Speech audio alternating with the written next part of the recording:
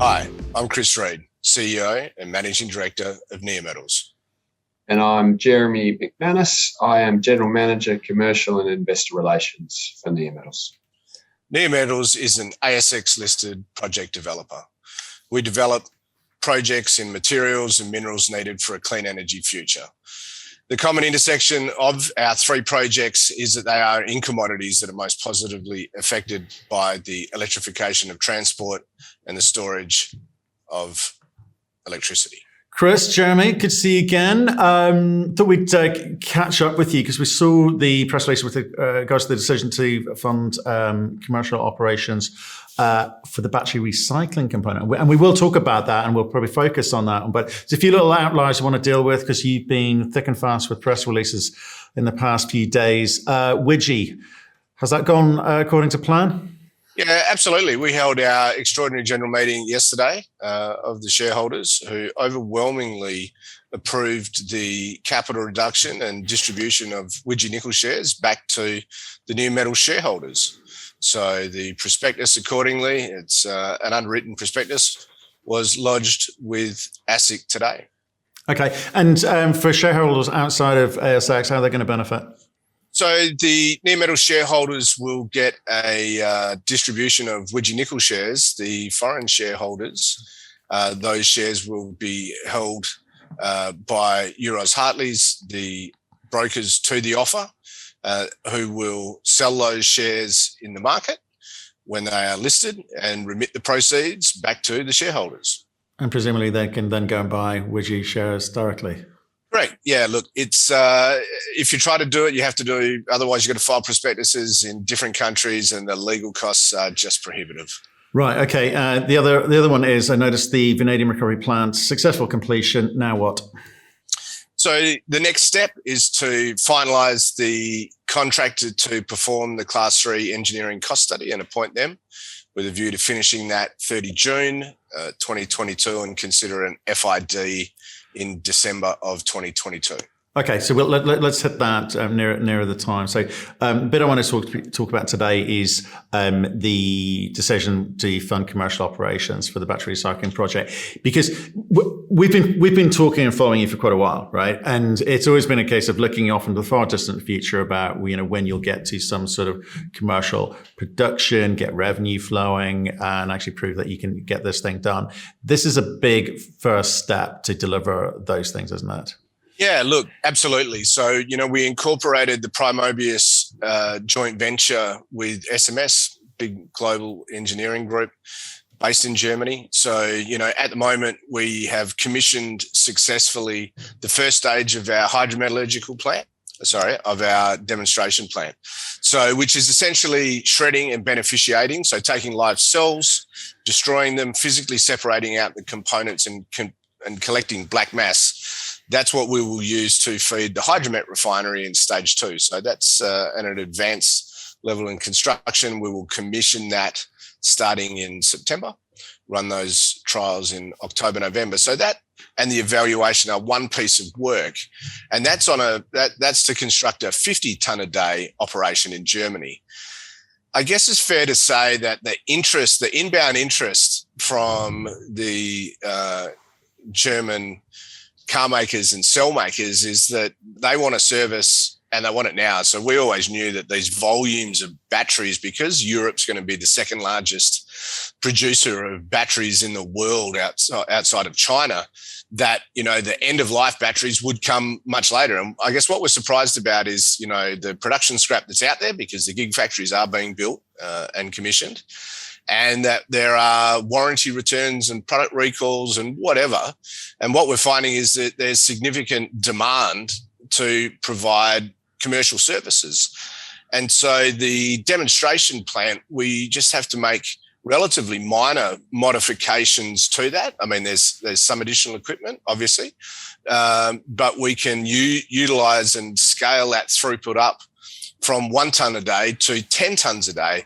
The reason to go to 10 tonnes a day is because that is the largest or the highest capacity that we can get through approvals without going through a public process, which is fairly drawn out. Now, we expect to obviously and plan to go through that for the larger 50-ton plant. But the 10-ton-a-day plant, the SMS gentlemen were happy for us to, happy for Primobius to start operations at Hilkenbach. I mean, where do you ever get to take a demonstration plant, put it into start commercial operations, and you're in their manufacturing headquarters, right? Which is unbelievable. So there's 4,500 bods around that site. You know, all the skills, all the trades, and just to have that in-house level of support is you know, fantastic. So it takes the step up in commercialization. Apart from going from 1 ton to 50 tons, it goes to 10 tons. As Jeremy, you know, will allude to, you know, some of the other factors are that it helps us build our operations team ahead of making that 50-ton. And it's a major de-risking. Like, we've de-risked the front. We announced to the market that we'd successfully commissioned the front end, and we're shredding live cells for car makers. We're collecting the black mass. And, you know, whilst we haven't concluded any agreements so far, you know, the shareholders are like, well, if we build it, they will come. There is the demand. We know that. And, you know, we've approved the money to make sure that, subject to receipt of those approvals, which, you know, we expect to receive, which will enable us to start offering a service in Q1 2022. Well, I mean, talk to me about the narrative out in the marketplace, because we saw, you know, recently, you know, a couple of months ago now, you know, a US SPAC raising $700 million, valuing them at plus $4 billion to do recycling of batteries in the US ecosystem, right? Okay, I guess the figurehead was, you know, fairly high profile, having come from Tesla, but is the conversation today different from a year ago, 2 years ago? Do people better understand the need for battery recycling? And I say that in the context of companies like BHP offloading their oil and gas services and saying, we need to get into battery metals. They're into copper, they're into nickel, they're, you know, potash as well, you know, separately. But those sorts of movements by these big groups seems to have changed the narrative. Are you the beneficiary of that? Oh, look, I think most definitely, and certainly in July and August, it was just a confluence of the news and the level of investments that are being made in that supply chain. Like you say, from everything from the global miners, you've seen Rio commit to $2.4 billion worth of expenditure to start commercial operations at Jadar in Serbia to produce lithium and boron. You know, they're the first of the really, really big super miners to do that. You know, BHP signed a big offtake for nickel sulfate, who are, you know, Tesla, and that they will be the foundation customer, no doubt, for what is the world's, you know, certainly the Western world's biggest nickel sulfate plant down at its Kwinana refinery, which is sort of 40 k's from where we are in Perth now. And so, you know, you've had that, and then you've had a number of our competitors, you know, going public or doing public offerings. And now you do have line of sight into what these recycling businesses are worth. Now, you know, Lysical and Redwood, you know, we're probably anywhere from 6-12 months behind those guys in terms of, you know, our plans. That's okay. You know, there's going to be, when you check the size of the market and the volumes, you know, we're looking at, you know, in a decade's time, we're looking at volumes, you know, in Europe of about 2 million tons. To put that into context, our first plant that we're doing the evaluation study on is for a 50 ton a day or 20,000 tons. Even the big plant that we've sized is 200,000 tons. So I think what has become evident, the conversation from 2 years ago to 1 year now, is that the plant sizes that we were quite minded to study a year ago will invariably need to be bigger and more of them. And that suits us because we've got a fantastic partner who's in the business of building plants. So rather than just saying, oh, we're going to invest and do this, actually our partner is quite minded to build lots of plants and big plants.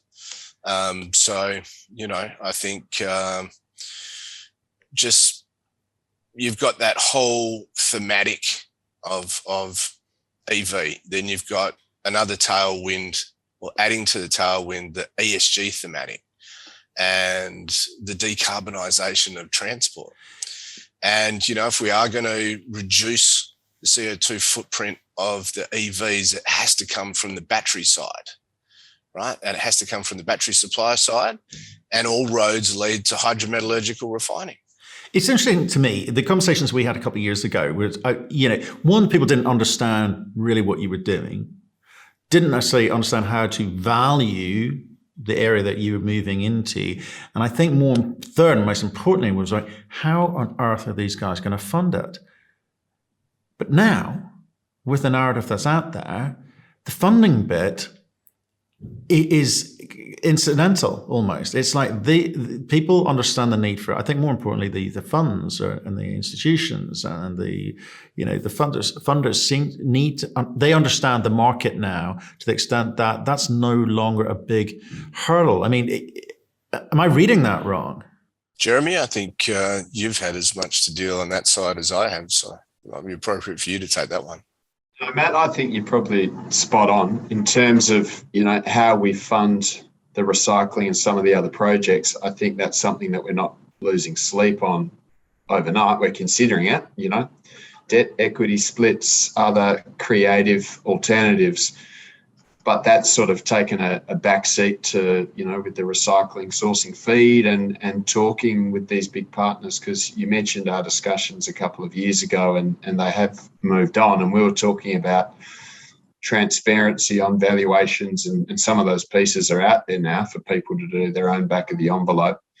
Catalysts, what do they look like? And we're slowly ticking those off. And so I think it's with a couple of investment decisions next year and one the year following, this is actually getting quite tangible. This is looking real in the short term rather than the long term. So it's not in the never anymore. So how much more of this kind of show me phase do we have to go through? Because Jeremy, Chris, you're talking about 200,000 ton plants, whereas you possibly couldn't have even dreamed of that a couple of years ago. Is if you're looking at the American ecosystem and you're looking at the European ecosystem, there's not too many players in Europe at the moment. Now, your partners are a pretty punchy, billion euro type company. What has their ambition changed? Has Primobius's ambition changed as a result of these conversations recently? Well, look, we put in the announcement, this is evidence that the funding commitment by the shareholders to Primobius is evidence of the unwavering support to make Primobius the preeminent recycler in the Western world. That's the Primobius business strategy. We want to have a gold-plated German engineered plants that we can deploy in hub and spoke arrangements for a wide range of customers. We've got MOUs with Stelco covering North America. We've got one with Itochu for looking at Japan and sort of elsewhere around Asia.